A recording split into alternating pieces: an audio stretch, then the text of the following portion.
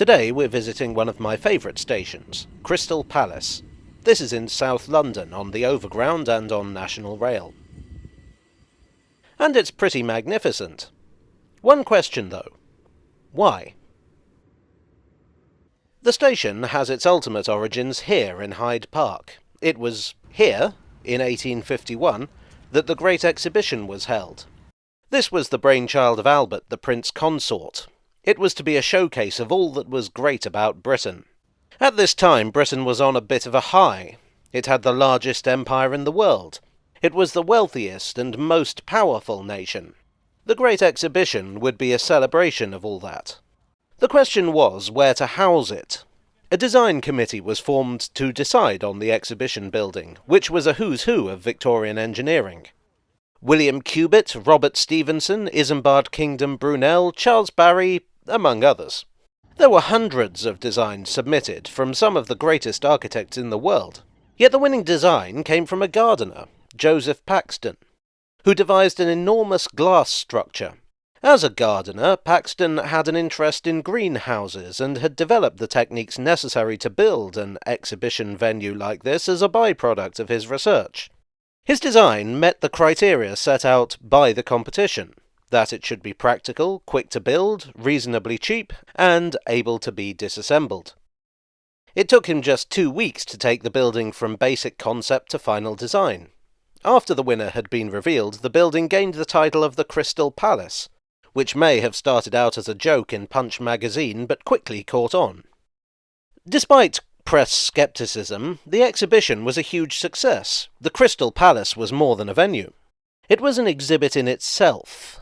Its design represented the best of British ingenuity, and its manufacture represented the best of British industry. When the exhibition ended after 6 months, a group of businessmen decided that the palace was too good to scrap, and arranged to purchase and relocate it. These gentlemen happened also to be directors of the London, Brighton and South Coast Railway, including the chairman. They figured that they could not only make money off the palace itself, but on transporting people to and from the venue. They could literally get people coming and going. So they formed the Crystal Palace Company. The London, Brighton and South Coast, let's say LBSC for short, served South London, so it was inevitable that the relocated palace would end up somewhere on their patch. And so it did, on Sydenham Hill. The relocation took 2 years, from 1852 to 1854. But this version of the palace was very different from the one at Hyde Park. It was extensively reconfigured and augmented, and the end result was a long way from Paxton's original design. The Crystal Palace Company were thinking big. The hope was that the palace and its surrounding park would be a huge attraction. Think Victorian Disneyland. So it would, of course, need good transport links. The LBSC constructed a dedicated branch from Sydenham. The station opened in 1854. At the same time, another line had been authorised the previous year, the West End of London and Crystal Palace Railway. In theory this was an independent line, but in practice it was operated by the LBSC. It ran from Wandsworth to Norwood Junction. It reached Crystal Palace in 1856 and Norwood Junction in 1857.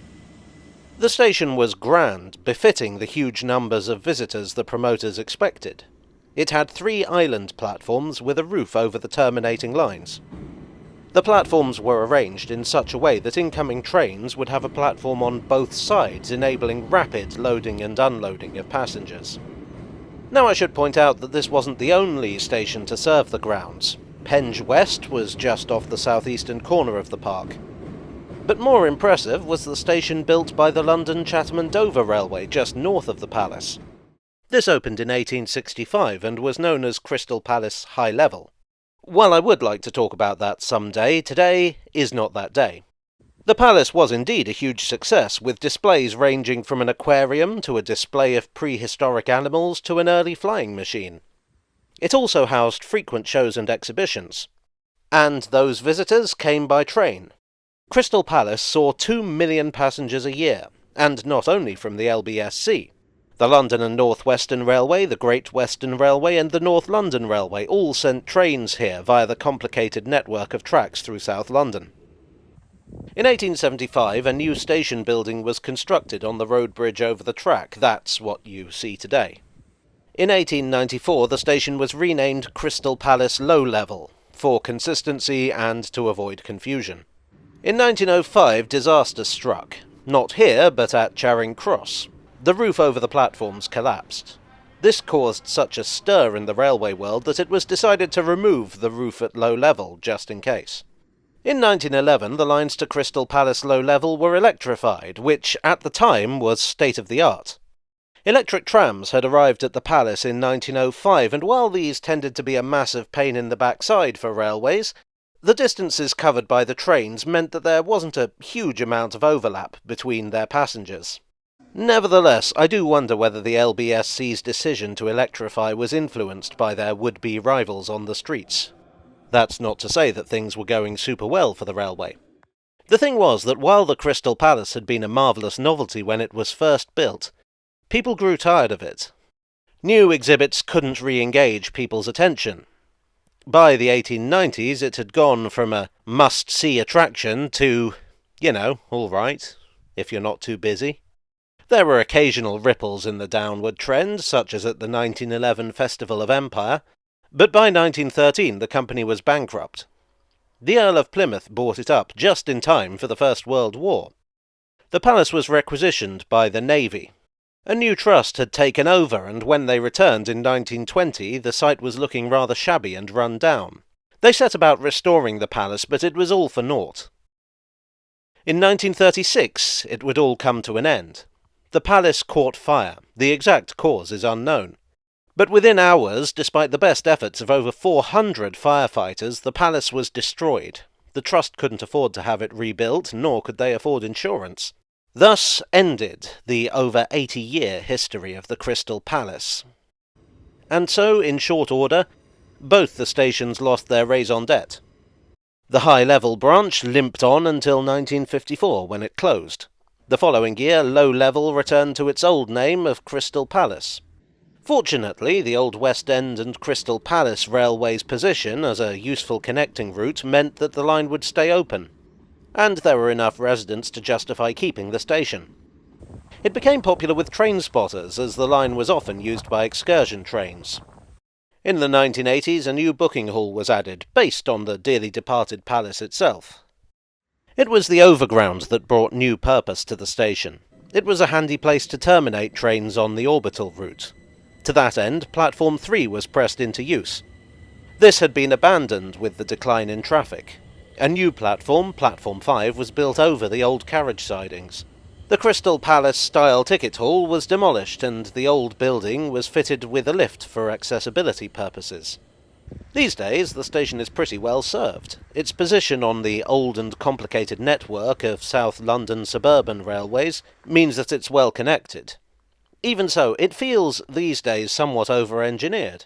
It's a gorgeous station, I'd argue one of the prettiest in London. But as compared to the glory days of the 1850s, it feels a little, well, big. Well, I do hope you enjoyed today's video. If so, please do leave a like and consider subscribing for more. I'm planning to return to Crystal Palace at some point, hopefully in the not-too-distant future. I'd like to talk about the high-level station, and the palace has some other railway claims to fame that I think you'd find interesting.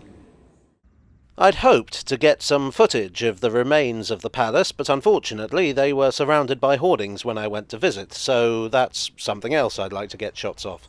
In the meantime, I would like, as ever, to thank my donors on Ko-fi and Patreon and here on YouTube for your generous support. You are the destination to my branch line. And I will see you all again very soon. Cheerio.